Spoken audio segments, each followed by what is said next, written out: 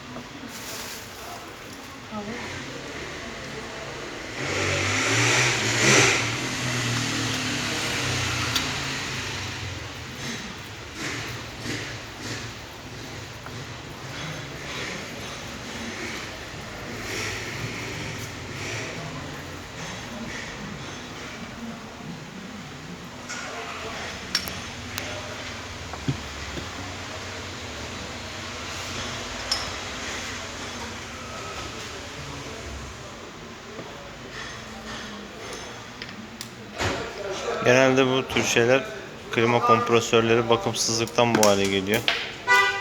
Bu klima kompresörünün yenisi takılacak.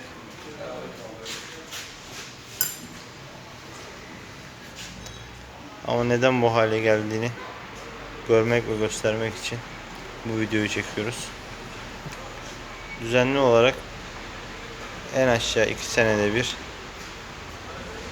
klima kompresörünün bakımı gerekiyor. Bakımı olmazsa şayet klima kompresörün yağı, klima kompresörü tabi haliyle bu hale geliyor. Filtresinin değişmesi gerekiyor. Hem polen hem dryer kurutucu dediğimiz parça. O da şu gördüğümüz parça. Partikülleri topluyor. Hem kurutucu. Tabi toplayamadığı yerde klima kompresörünün içerisine gönderiyor.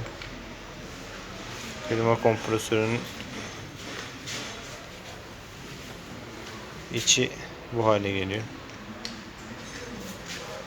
Hem talaş alıyor hem pislik alıyor.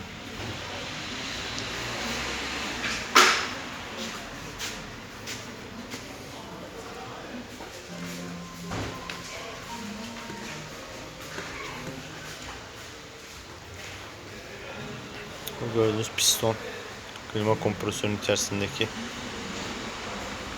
yağla çalışan bir sistem. Her zaman tabi temiz yağ olması durumunda herhangi bir sıkıntı yaşamazsınız. Araba motoru gibi düşünün. Araba motorunun yağının düzenli şekilde değişmesi lazım. Aynı zamanda yağ filtresi. yağ filtresi gibi düşünürsek şu gördüğünüz dryer'in de değişmesi gerekiyor.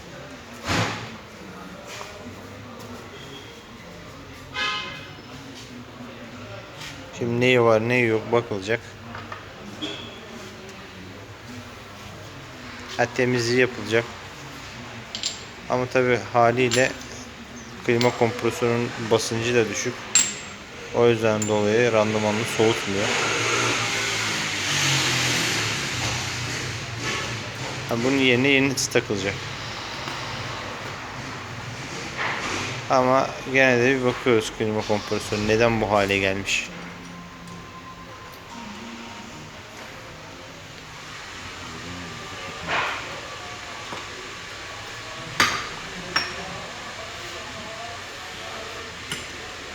Temizlenip toplanacak, klima basıncı ölçecek kompresörü. Eğer sıkıntı yoksa işlev görür ama büyük ihtimal basıncı tam yapmadığından dolayı klima kompresörü randımanını soğutmaz. Herkese teşekkür ederiz. Kanalımıza abone olmayı unutmayın.